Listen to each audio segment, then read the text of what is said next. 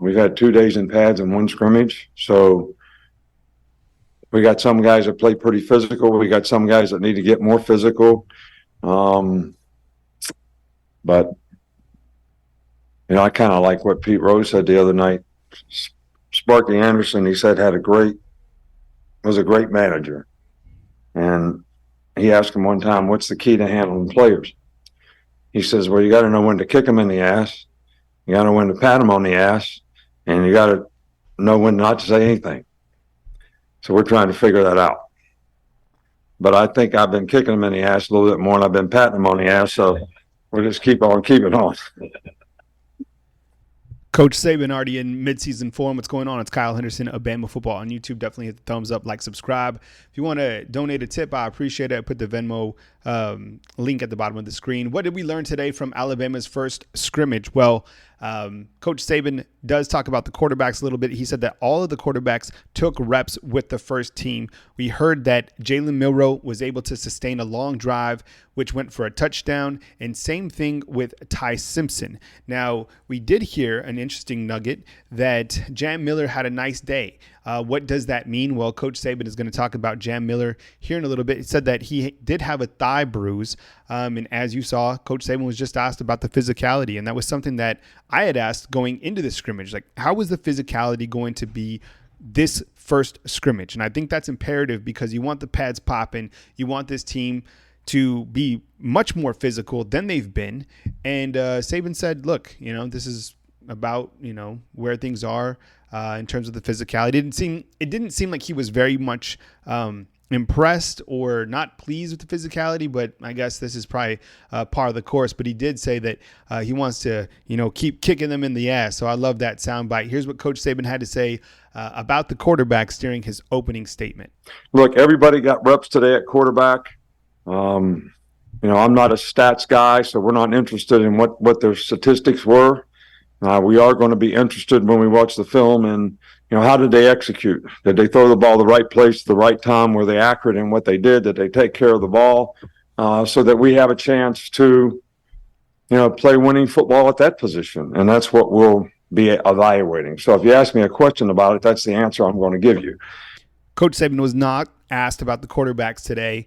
Again, what we heard is that Jalen Milroe led a long drive, which went for a touchdown. Ty Simpson did the same thing. Heard there was some sort of an interception from Buckner, but we don't have too much on that just yet. Again, this is all just kind of coming in, and I'm sure there's going to be a lot of media affiliates that kind of come up with some more nuggets as we go forward. But these scrimmages are tight, unless you're renting the Goodyear blimp, it's going to be tough for you to get inside Bryant-Denny Stadium. Now, I know the Red Elephants Club does get to attend next Saturday's scrimmage, which will be Alabama's second scrimmage. Kyle Henderson of Bama Football on YouTube.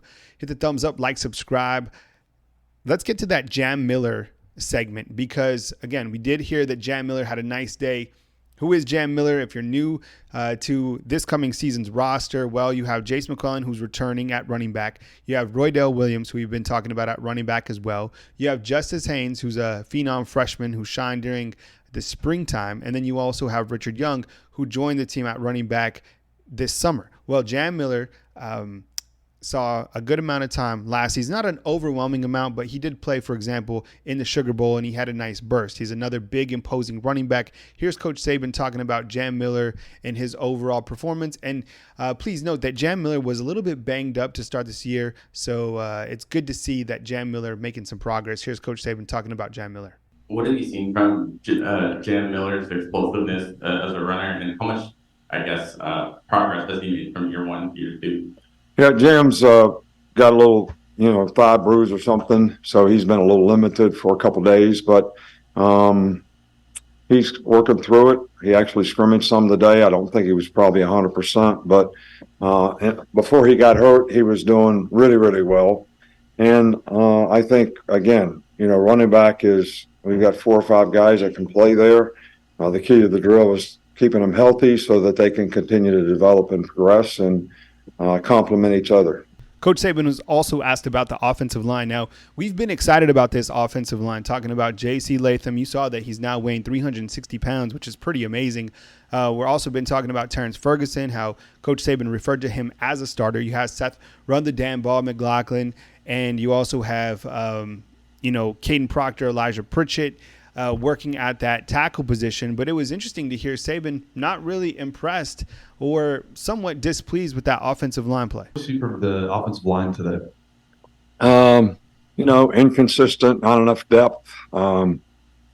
We had a couple explosive runs, but, when you're playing against each other, was the explosive run because of great execution, or was it because of terrible execution on the other side?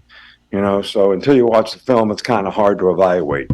I just think we need to get more guys in the offensive line to be able to play winning football, and we need to add depth to the group. We got maybe 6-7 guys that I think can play, but we need a lot more than that to get through the season.